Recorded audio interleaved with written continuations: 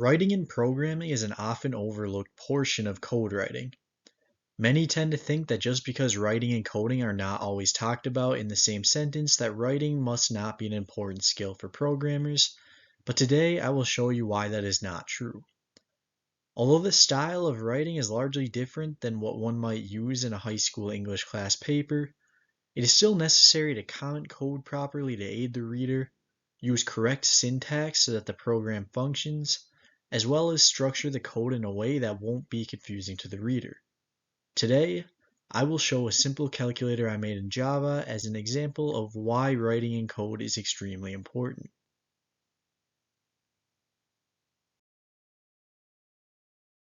Code is arguably just as important to your project as the functional code itself.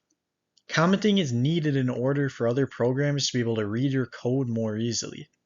Steve McConnell, a well-respected software engineer and author, said, "Good comments are crucial to making a program understandable.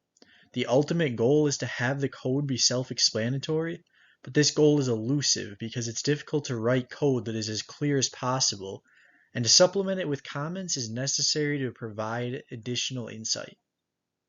Essentially, what he is saying is that although programmers are supposed to make their functional code as readable as can be, oftentimes additional commenting is needed to let the reader know what the code is trying to achieve.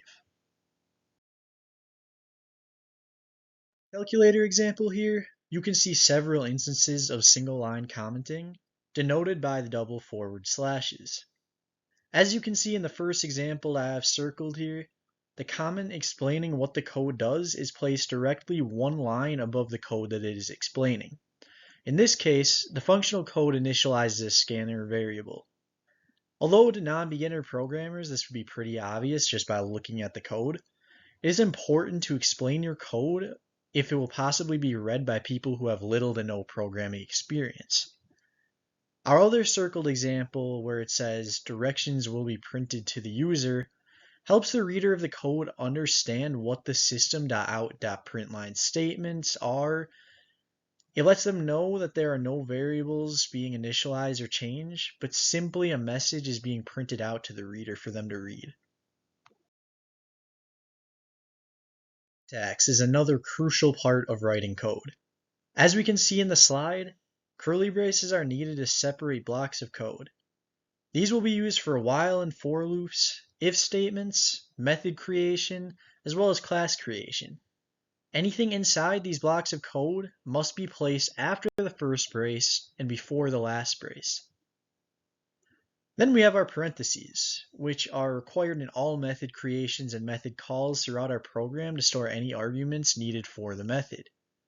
Even if a method does not have any arguments, an empty set of parentheses must be placed before the curly braces and after the name of the method.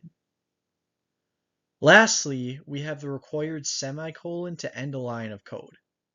Unlike Python, another object-oriented programming language, which separates code by indentation, Java does not require indentation, but instead requires each line of code to end in a semicolon.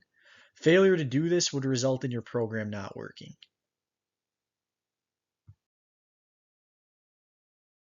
Another example we have here from our calculator project, the first block of code we have is a method creation. This is a special type of method called a constructor, which will be needed to initialize our scanner variable for the user interface class. As you can see, a curly brace is placed right after the parentheses with the arguments inside, and the other curly brace is placed at the very end of the block of code. In our example right below that, we see a method call. Inside the parentheses is the argument, which is what will be printed out to the user. At the end of the println statement, a semicolon is placed so we can avoid any potential errors. README file is arguably the most important piece of writing that can be found in computer programming. Preston-Werner, co-founder of GitHub, said, "A README is the first file a developer will read when encountering a new project and serves as the developer's introduction to the project.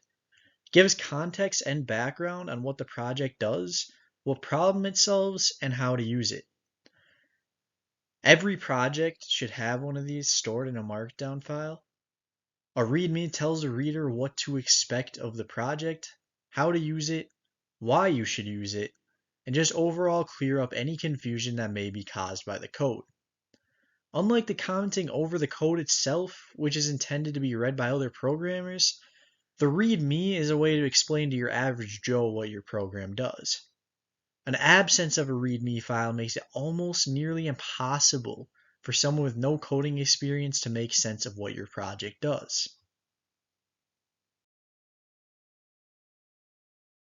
Here is the README stored in our calculator project. It provides a short and simple description, instructions on how to use the program, as well as the file structure and the class diagram.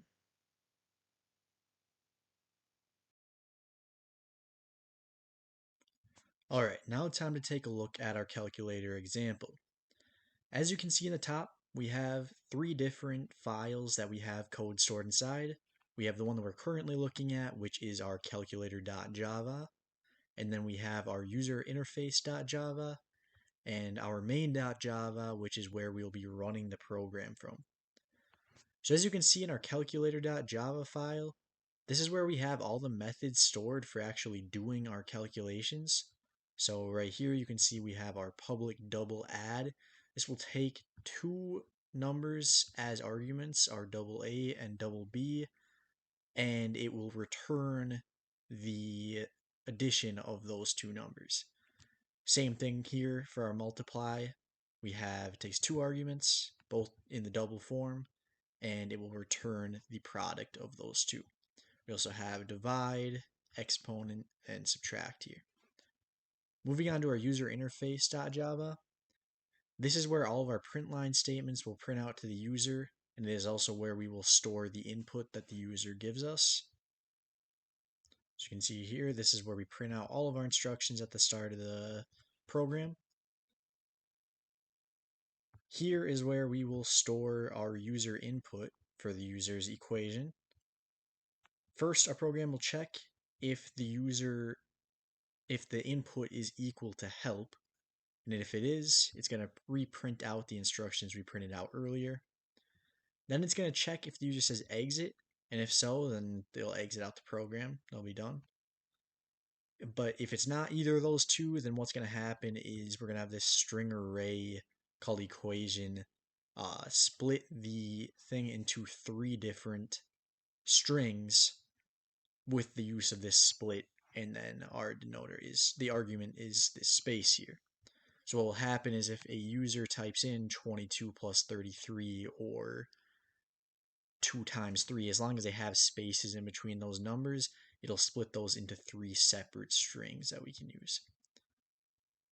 So now that we have those 3 separate strings, what we do is our double A, so our first number is going to be the first part of that input that we got, that we split, and then our double B will be the third part of that. And since Java is 0 index, 2 is actually the third element of that array. Then, if we take a look at our main.java, there's not much in here, but if we click the run button at the top, this is where we can actually run our program. Once we click run, it'll put us into the console. First things first, it should just print out all of the information, and it does. So if we start out, we can see if the help function works as intended, and it does. It reprints out the instructions. And we can check some of our other equations. And it appears those work too.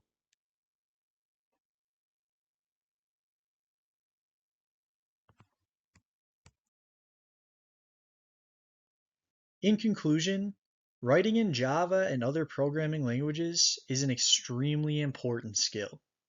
Without basic readability, no other programmer will be able to assist you or make any modifications to your program. Helpful commenting is often necessary to achieve this basic readability. Without writing in code, many potentially useful programs can become outright useless.